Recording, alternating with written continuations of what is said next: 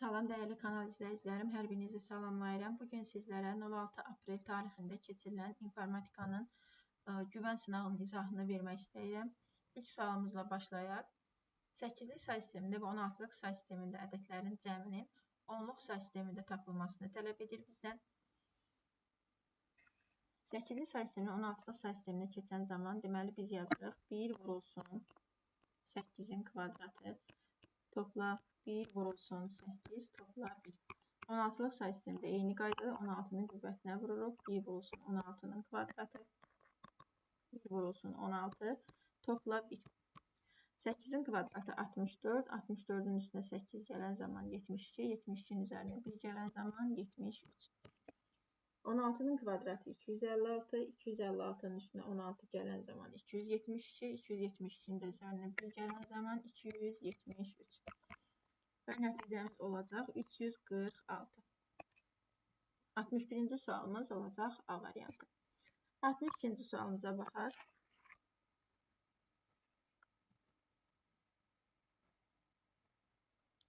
Tam dolu yaddaş kartından hər birinin yaddaşı 512 kilobayt olan 10 ədəd qrafik fayl, 4 megabaytlıq səs faylı və 8192 kilobitlik mətn faylı sildikdən sonra yaddaş kartının dolu hissəsinin həcmi 22 megabayt oldu.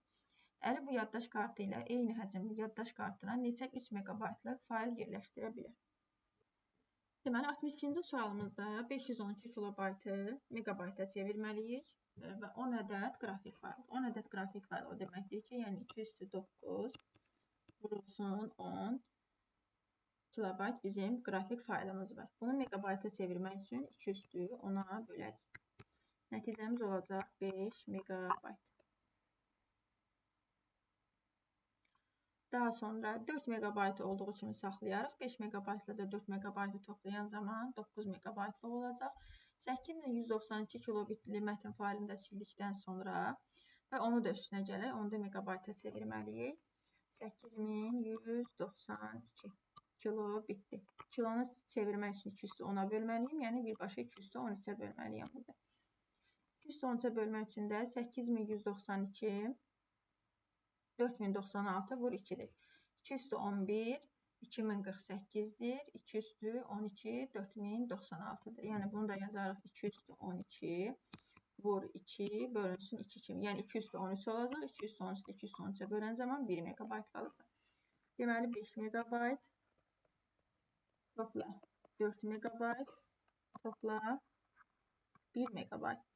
Ümumilikdə 10 megabayt silinib. 10 megabaytlıq dolu hissədən silinib və dolu hissənin də həcmi artıq 22 megabayt olubdur.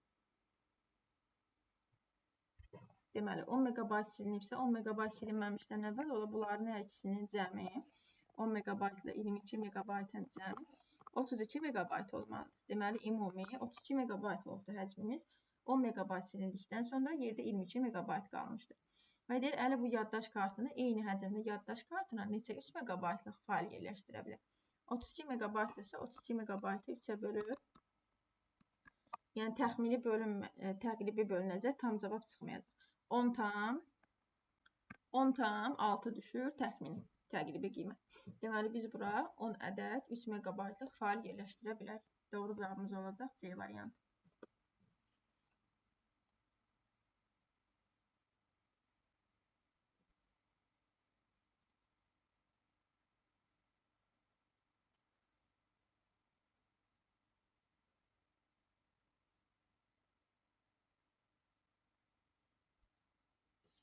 Üçüncü sualımız alqoritm nümunəsindən A plus B plus C nəticəsini müəyyən edin. Deməli, A-nın ilkin qiyməti 5-dir. Sonra B A-nın üzərinə 4 gəlməklə alınıbdır. B 9-dur. A isə B-nin son qiyməti 9-dur. 9-un üzərinə 5 gələn zaman 14 edəcək. A-nın son qiyməti dəyişdi, artıq 14 oldu. B-nin son qiyməti də 9-dur. C də bərabər olacaq A vurulsun B-yə. Yəni 14 vur 9. 14 vur 9. 126. Və sonda A plus B plus C cəmini istəyir. 14 topla 9 topla 126. 126 ilə toplayırıq 23-ü. 149 nəticəmiz olacaq. 149 D variantı. 64-cü sualımız fayton bölməsindən maraqlı və asan bir sualdır. Deməli, baxırıq, siyahı tipi verilibdir. 1, 2, 3, 4, 5, 6-dır ədədlərimiz və B də boş siyahıdır. For I in A. For I in A nə deməkdir? Yəni, I A-nın elementlərinə müraciət edəcək. Və elementlərinə müraciət edən zaman şərt hissədə qeyd olunub ki, I-nin 3-ə bölünməsindən alınan qalıq 1-ə bərabərdir.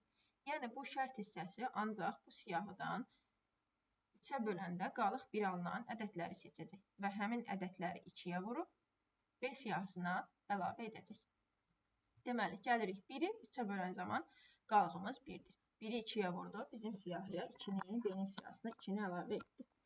Daha sonra 2-nin 3-ə bölünməsindən qalıq 2-dir, ona görə 2-ni əlavə etməyəcək. 3-ün 3-ə bölünməsindən qalıq 0-dır. 4-ün 3-ə bölünməsindən qalıq 1-ə bərabərdir. Və 4-ü 2-yə vurub B siyahısına əlavə edəcək. 4-ü 2-yə vuran zaman 8. Artıq digərlərində qalıq heç birində 1 alınmayacaq. 5-i 3-ə bölən zaman qalığımız 2-dir. 6-nı 3-ə bölən zaman isə qalığımız 0-a bərabər olur. Deməli, doğru variantımız olacaq C variantı 2 və 8.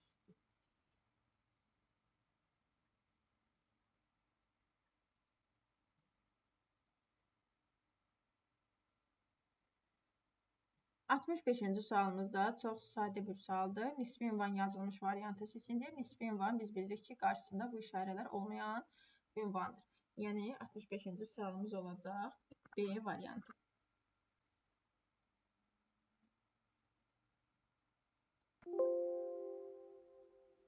Növbəti suallarımıza baxaq.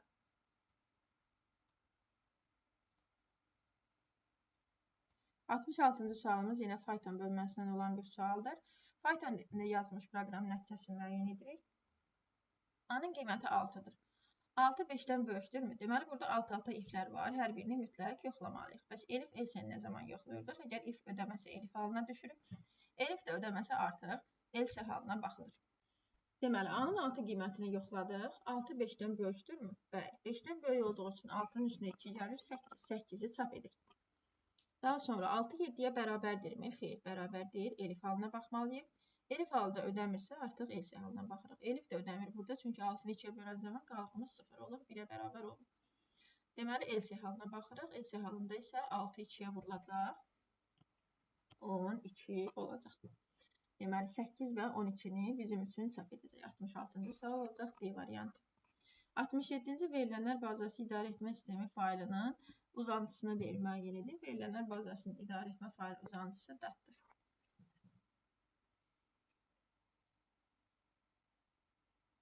Doğru variant. 67-də doğru variantımız olacaq B variantı.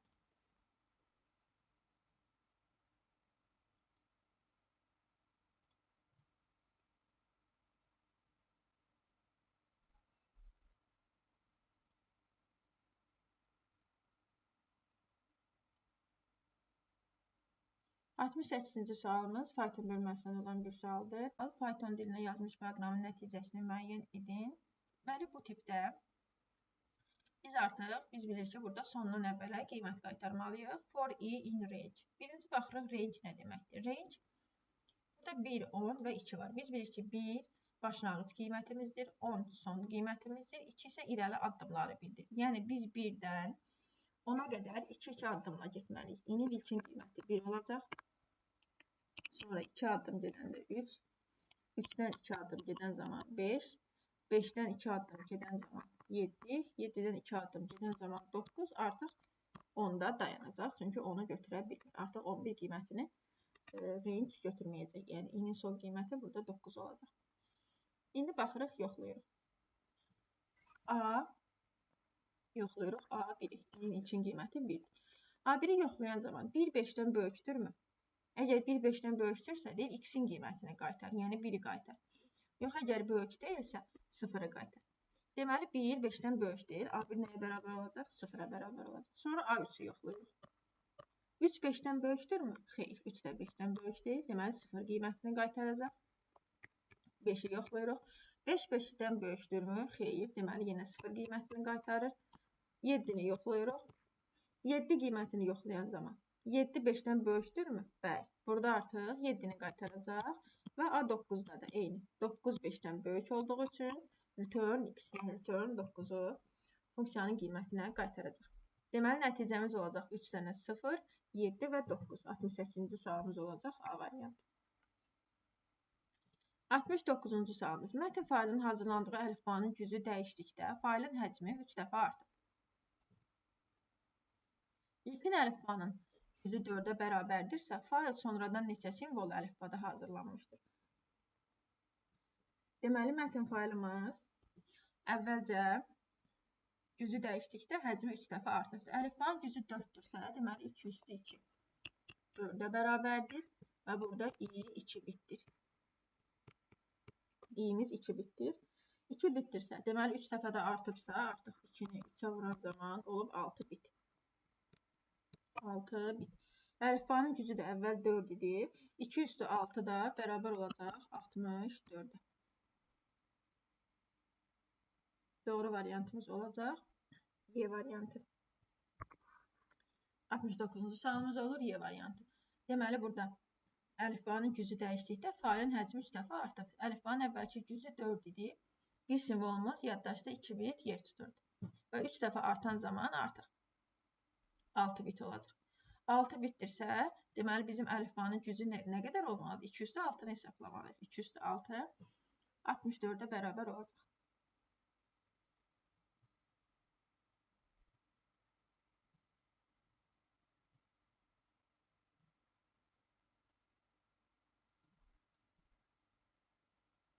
Yetmişinci sualımız da sadə sualdır, klaster məsələsidir. Burada deməli səs fayllarının diskdə tutduğu həcmi istəyir. Səs faylları burada mid olacaq, mətin mid, yəni 20 kilobayt. MP3 olacaq, MP3, mid və WAV olan. Yəni 15 kilobayt, 15 kilobayt, 20 kilobayt və 9 kilobayt. Və biz indi bunları 4 kilobaytlıq klasterə yerləşdirmək. 15 kilobayta yerləşdirmək üçün bizə 20 kilobayt lazımdır. Çünki 15-i 4-ə bölə bilmirik. 20 kilobayt. 20-nin elə özünü götürməliyik. 9 isə 9-dan böyük 4-ə bölünən ədəd burada olacaq 16. 16 kilobayt. Və bunların cəmi 40, 56. Deməli, 56 kilobayt olacaq klasterdə tutduğu yer. Yəni, səs fayllarının diskdə tutduğu həcm olacaq 56 kilobayt. Doğru variantımız olacaq 74 D variantı.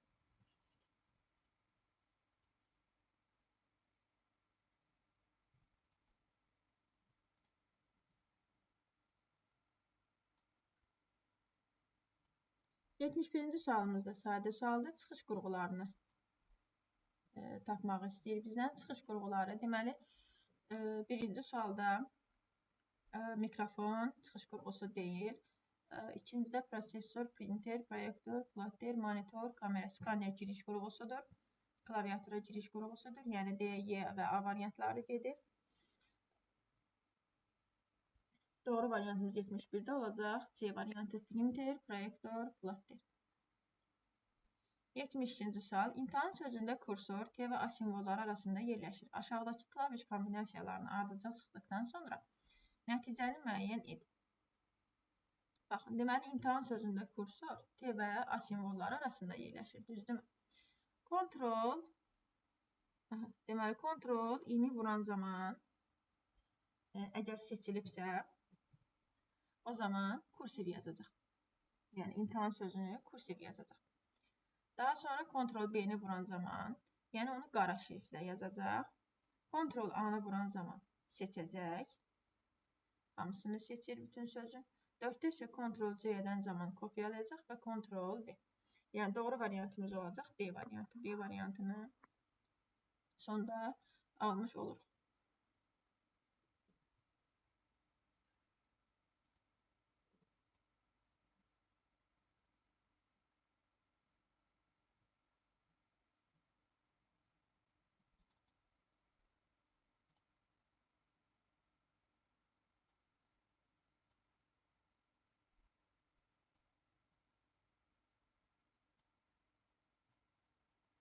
Yetmiş üçüncü sualımıza baxaq. Python dilində yazmış proqramın nəticəsini müəyyən edin. Deməli, A 3 dənə 3, B 4 dənə 4-dür. Yəni, burada len ST-yə aradır. ST-yə ara o deməkdir ki, həmin tam tipdə verilibdir bu ədədlər. Tam tipləri sətr tipinə çevirəcək və orada simvolları sayacaq və həmin sayı da sətr tipinə çevirəcək. Deməli, len STR A çevirdi 333 sətr tipinə. Yəni, baxın, 333 bu şəkildə düşdü, dırnaq içərisində yazıldı. Və qarşısında yenə STR. Və bir də len də var. Len də artıq onu sayacaq. Len STR var. Digər də o qaydada len STR B-dir. Burada da olacaq string, yəni string B. Bunu çevirəcək sətr tipinə. Sonra qarşısındakı lenləri də sayacaq. Yəni sayan zaman burada 3 dənə 3 var. Olacaq STR 3.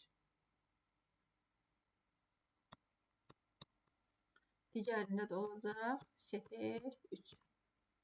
Və bunların hər ikisini sətr tipinə çevirəcək. Topla 3.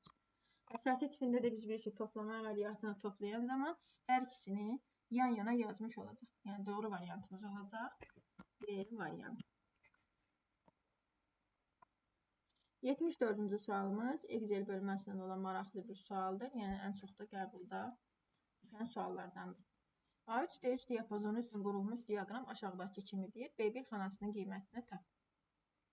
Deməli, B1 xanasını x qəbul edək. B1 xanasını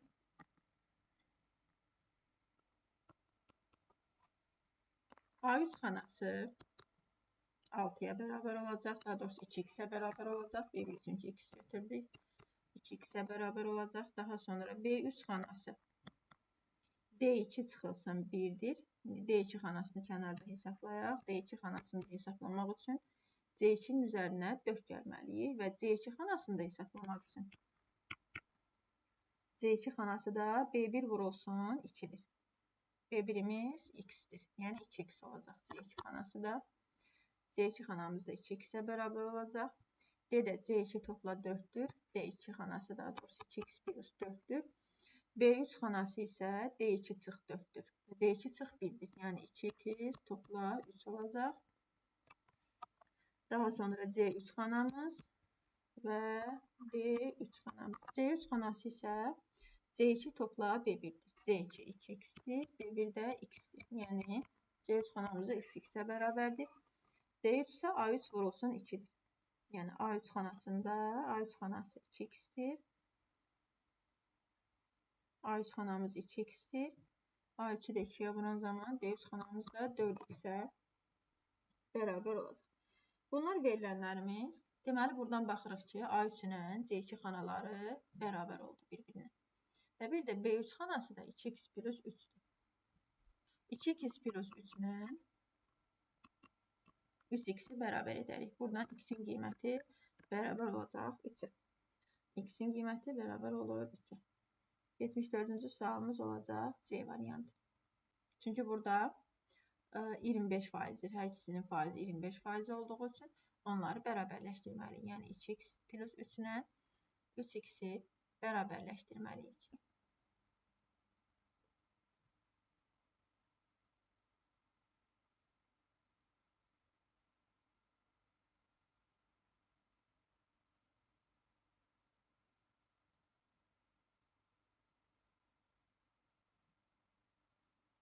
Yetmiş 5-ci sualımız verilənlər bazası cədvəlində informatika domeninə görə azalan sıra ilə çeşidlədikdə ID domeninin yazılarının sıralamasını tapın. ID-yə görə, deməli, bunların informatikaya görə sıralasaq, azalma sırası ilə. Yəni, baxırıq, informatikada olan ballar. Azalma sırası ilə düşsək, çoxdan azad olur. Yəni, birinci 3 olacaq 100, sonra 96, 5, sonra 91, sonra 87, 4 və sonda 75 olacaq. 3, 5, 1, 4, 2. Yəni Y variantı. 75-ci sualımız olacaq Y variantı.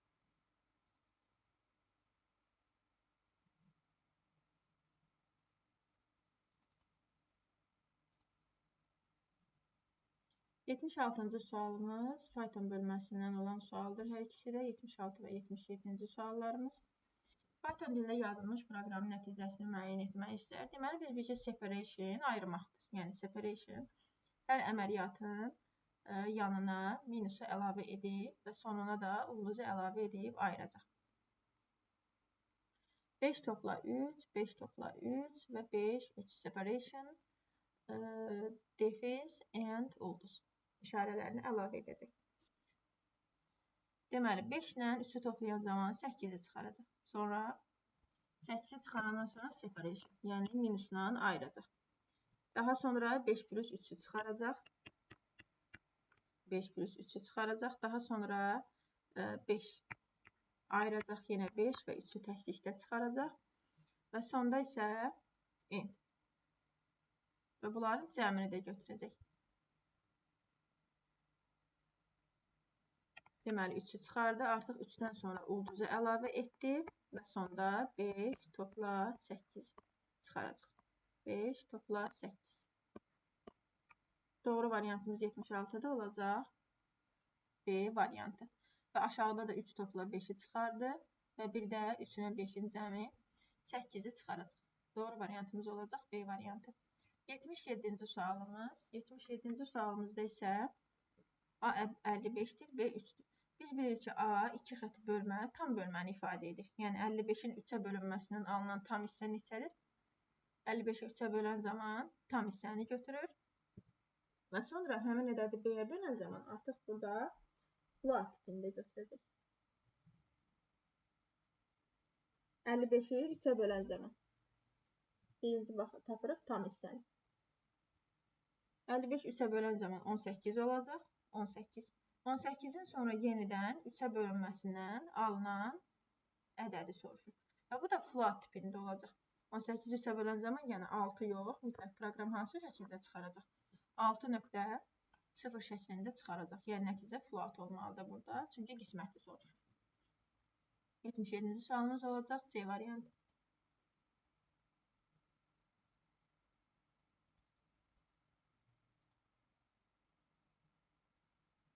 78-ci sualımız. 78-ci sualımızda isə qraflar bölməsindəndir. Qonşuluq matrisində sıfırların sayını tapmaq istəyir. Deməli, biz burada baxırıq, təpələrimiz neçə təpəmiz var? 1, 2, 3, 4, 5, 6, 7, 8, 9. 9 dənə təpəmiz varsa, hər birində də həm gediş, həm geniş olduğu üçün bizim burada 81 ədəd 1 və 0-ımız var. 81 ədəd 1 və 0-ımız. Daha sonra qövslərimizə baxırıq. Qövslərimiz 1 qövs, 2 qövs, 3, 4. Və 4 ədəd də qövsümüz var. 4 qövsümüz var. Daha sonra 4 qövsümüz var. Deməli, 4 qövsdə həmişə oxlu olanlardır. Bilirik ki, oxlu olanları götürməliyik. Sonra tillərimizi sayırıq ümumi. Tillərimizi sayaq. 1, 2, 3, 4, 5, 6, 7, 8, 9, 10, 11 və 12. 12 ədəd də tilimiz var. Və 12 ədəd tilimiz varsa, 12-ni də 2-yə vuran zaman olacaq 24. 24. Və qövsləri də gəlirik bunun üstünə. 24 ilə 4-ü toplayan zaman 28. Deməli, 28 və 81-dən də 28 ədəd bizim birimiz olacaq. 28 ədəd 1-dirsə, sıfırları da tapmaq üçün ümumilikdə birlərlə sıfırların sayı 81 idi. 81-dən də 28 çıxan zaman tapacağıq sıfırların sayı. Yəni 53 ədəddə sıfırımız olacaq. 78-ci sualımız olacaq C variantı.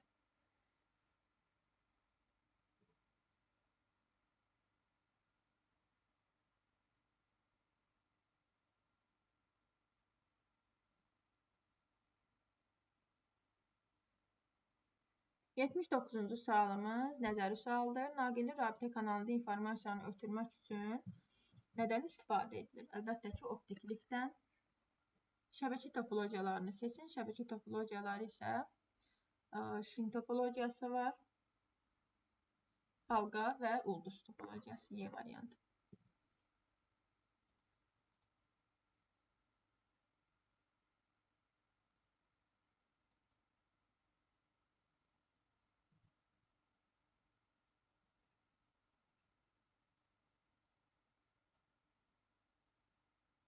82-ci sualımız müxtəlif topologiyalı, müxtəlif protokollarla malik şəbəkələri birləşdirir.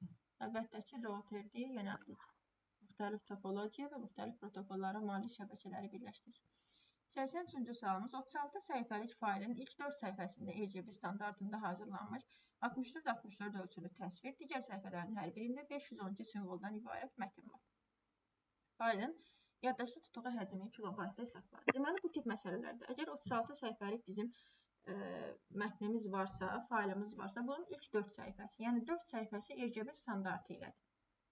36 səhifənin 4 səhifəsi RGB standartıdır. RGB standartı da 24 bitə biz vurmalıyıq və 64 vurulsun 64. Bu, yəni şəkil faylı. Şəkil faylını ayrı hesablamalıyıq, mətn faylını ayrı hesablamalıyıq. Nəticəni də kilobaytla istədiyi üçün biz burada hamısını 2-nin qüvvəti şəklində yazsaq, 2 üstü 2, 2 üstü 3 vurulsun 3, vurulsun 2 üstü 6, vurulsun 2 üstü 6. Bu bitdir. Biz bunu bayta çevirməliyik. Bayta da çevirmək üçün, kilobayta çevirmək üçün daha doğrusu 2 üstü 12-yə bölək. 2 üstü 12. Deməli, sürətdə 2 üstü 5, 11, 11-in də üstünə 16 gələn zaman 2 üstü 17 olacaq. 2 üstü 17-ni 2 üstü 13-ə bölən zaman 2 üstü 4, yəni 16 qalacaq. 16-nı da 3-ə vuran zaman 48 kilobayt edəcək. Bu oldu bizim şəkil faylının həcmi. Yerdə qalan mətn faylının səhifəsi nə qədərdir? 36 səhifədən 4-ündə şəkil faylı var idi. Deməli, yerdə qaldı 32 səhifə. 32 səhifə isə 512 simvoldan ibarətdir. Yəni 32 vurulsun 512, yəni 2 üstü 5 vurulsun 2 üstü 9. Olacaq 2 üstü 14 bayt. Bunu da kilobayta çevirmək üçün 2 üstü 10-a bölürük. 2 üstü 10-a bölən zaman da 2 üstü 4, yəni 16 kilobayta bərabər olacaq. Və ümumilikdə toplasaq 48 kilobayt, toplar 16 kilobayt, nəticəmiz olacaq 64 kilobayt. 80-ci sualımızda olacaq 64 kilobayt.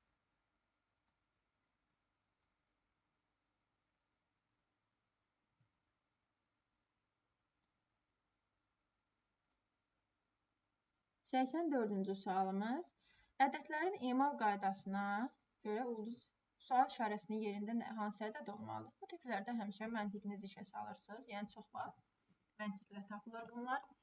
Deməli, 1-in kvadratı ilə 3-ün kvadratını toplayan zaman baxırıq ki, nəticədə 10 alınıb. Deməli, hamısına bu qaydanı tətbiq etsək, 2-nin kvadratı, 0-ın kvadratı 4-ə bərabər olacaq.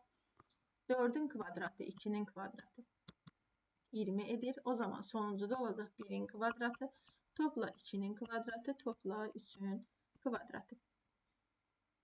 1 topla 4, 5, 5 topla 9, nəticəmiz olacaq 14. 84-cü sualımızda olacaq 14. 85-də isə utilitləri istəyir. Utilitlərdə əlbəttə ki, biz bilirik ki, scan diskdir və disk cleanerdir. 1 və 4 olacaq 85-ci sualımız.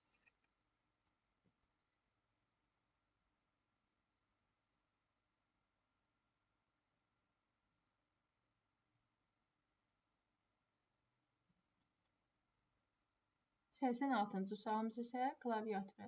Daha doğrusu, klaviaturadan A dəyişəni üçün 345 daxil edilmişdir. Nəticəni müəyyən edin, yəni alqoritm bölməsindən olan sualdır. Gəlin, addım-addım hesablayaq. Deməli, 345 sıfırdan böyük olduğu üçün A bərabər olur. 345-in 10-a bölünməsindən alınan tam hissə 34-dür. K isə A-nın 4-ə bölünməsindən alınan qalıq, yəni 34-ü 10-a bölünməsindən alınan qalıq 4-ə bərabərdir. S də bərabərdir, 0-la 4-ü cəmləyirik, 4. Sonra 34-lə daxil olub yoxlayırıq, 34-ü 0-dan böyük olduğu üçün 34-ün yenə 10-a bölünməsindən alınan tam hissə 3-ə bərabərdir. K da 3-ün 10-a bölünməsindən alınan qalığımız 3-ə bərabərdir, S də bərabərdir 7-yə. Artıq 3 də 0-dan böyük olduğu üçün 3-ü yoxlayan zaman 3-ün yəni eyni qiymət alınacaq artıq. Ona görə də dövr artıq burada dayanacaq. və S-in son qiyməti 7-dir, N isə 345-dir, yəni A-ya bərabərdir. 345-dən də 7-ni çıxan zaman 338-ə bərabər olacaq. Doğru cavabımız olacaq 338.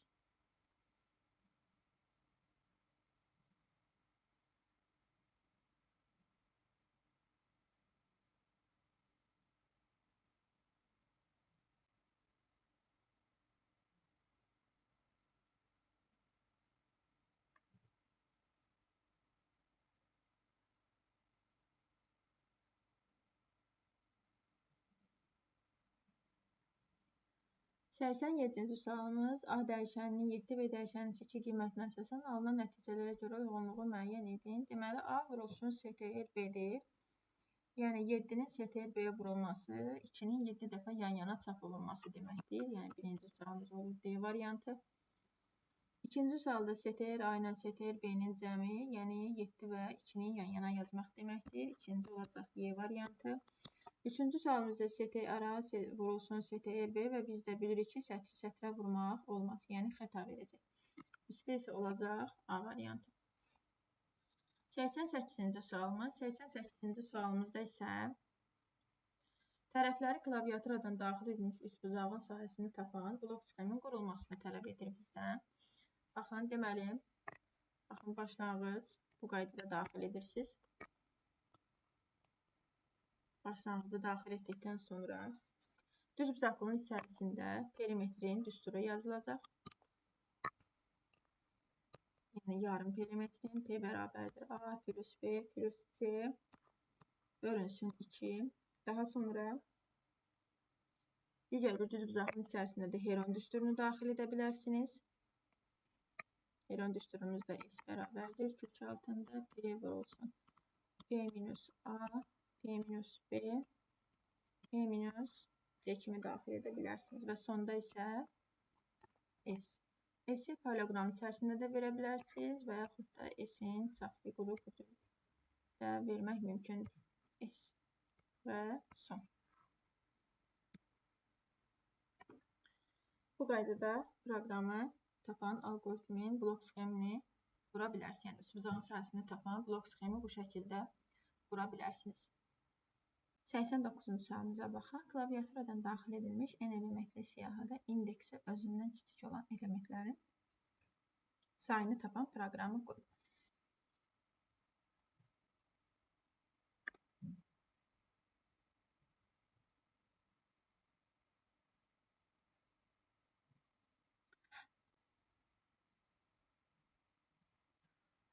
Bir dəyişən daxil edirik. N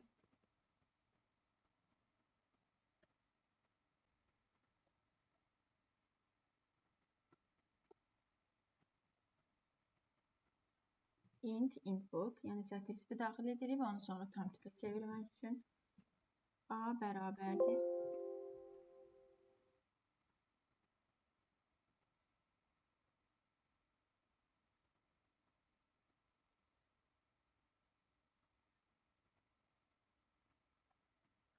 Boş bir siyahı daxil edirik. Sonra formda for in range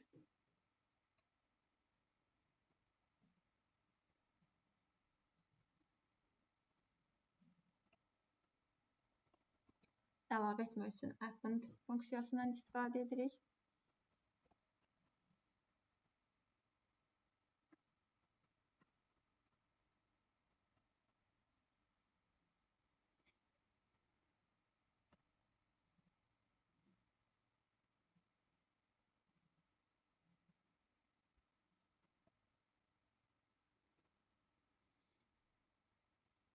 Daha sonra bir dənə də for daxil edirik. For in range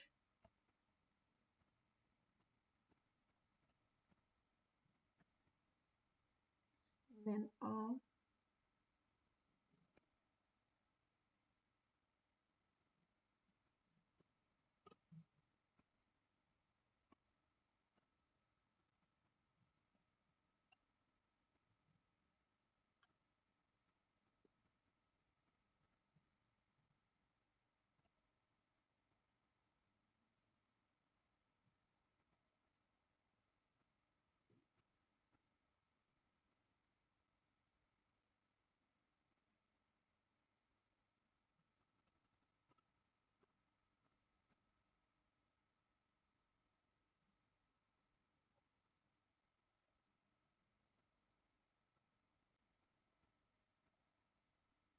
S topla 1 və sonra print S.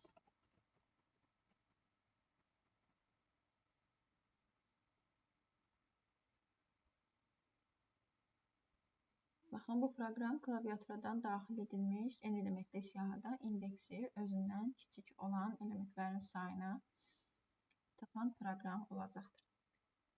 Sadəcə burada kiçikdir olmalıdır.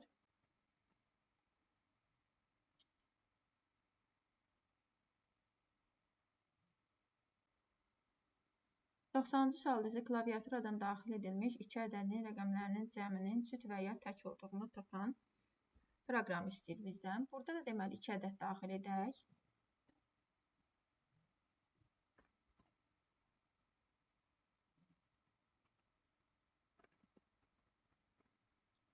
İki ədəd daxil edirik. Sonra S qiymətini, S dəyişəni daxil edək. Sonra for i in a, yəni A-nın elementlərinə müraciət etsin. Daha sonra B-nin elementlərinə müraciət etsin və S bərabərdir. S topla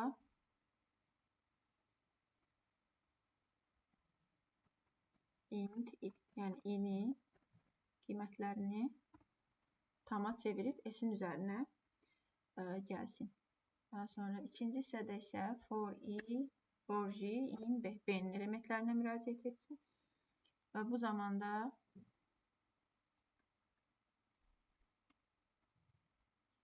S bərabərdir. S üstəgəl int j, yəni j-nin elementlərinin üzərinə gələcək və burada da bir şərt qoyuruq. If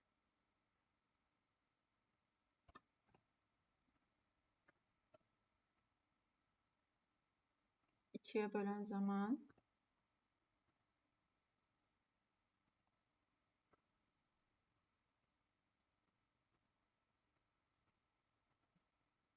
qalıq sıfıra bərabərdirmi? O zaman print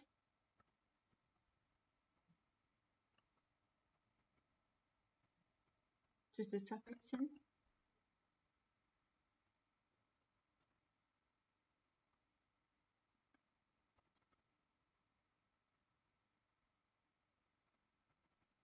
Əgər bərabər olmasa, o zaman print tək.